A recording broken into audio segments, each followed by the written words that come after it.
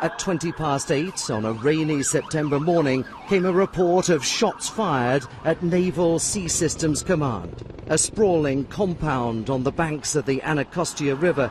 This is where the US Navy builds and maintains its ships and submarines. As such, it's supposed to be one of the most secure and heavily guarded buildings in America. Not long after came reports of victims, among them a police officer. As we were exiting the back door, we noticed him down the hall. He stepped around the corner, we heard shots, and as he came around the corner, he aimed his gun at us and he fired at least 2 or 3 shots. And we ran down the stairs to get out of the building, and after we left the building, there were still shots in the building.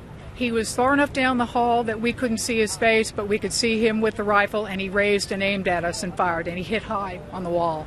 Streets around the naval base were sealed off and flights into nearby Reagan National Airport delayed as officials struggled to work out what was going on. How could an armed man get into such a heavily secured military base? Then came word that there could have been more than one gunman.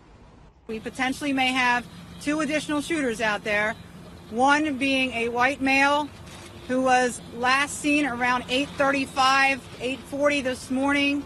We also have a lookout potentially for another shooter involved that was a black male, approximately 50 years of age, who may have been in possession of a long gun. Several people are believed to have died at the scene of the shooting. It's not clear how many. They're thought to include a woman shot in the face.